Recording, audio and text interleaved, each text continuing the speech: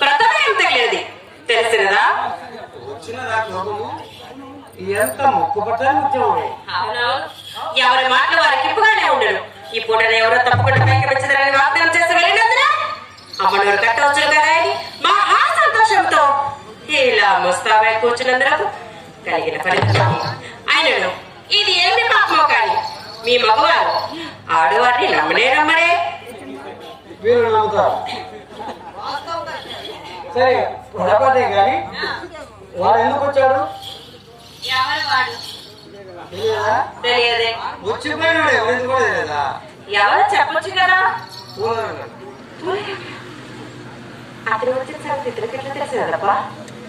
అయినా అతగాడు పోసిన నిజం చెప్పడే. సరే కానీ ఏమండి ఆ సంగతి తమకెవరు చెప్పినారు? నేనే చూసిన వీధి గుమ్మగా వచ్చినతో మీ అమ్మ గడ్డపడవలసి వచ్చని పెరటి గుమ్మము కనుక వచ్చేసరికి బయటికి ఆ బాటన అతన్ని చూసి నేను నన్ను చూసి అతను మరి ఎందుకు తెచ్చినావని అతడినే అడగవచ్చు కదా. అడిగినా ఏం చెప్పినావు? మేడం కావాల్సి వచ్చారని చెప్పాను. చెప్పారు కదా. ఇక తమ సందేహం ఏమిటో? నా సందేహమా? నా సందేహం చెప్పిన నాకెందుకండి కోపము? నా అందరూ నా పాపముడే కదా నాకు కోపము. అదేం మాట. ఇప్పుడు చెప్పవద్దురా? మేడం గురించి మాట్లాడ చెప్పు. నా మాట కూడా మీరే చెప్తున్నారే. మేడం గురించి మాట్లాడకే మా అమ్మ తిన్న మేడ మీదకి వెంట పెట్టుకుని వచ్చినది.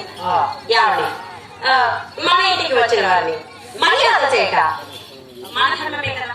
అవును కనుక కూర్చొని మన కుర్చీ వేసి తాముల మీద అతను అధిక ప్రసంగంలో మొదలుపెట్టదు. ఏం చేశాను? ఏవేవో మాటలు కోటలు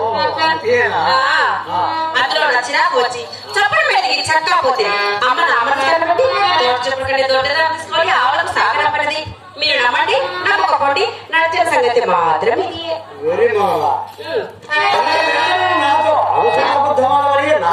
మీ తోడనే కాదండి. ఎవరి తోడు నా అబద్ధపడను. చింతామణి కుటుంబంలో పుట్టవలసింది చిన్న పెద్దలు సాగించారు కారణం ఇదే. ఎవరి మాట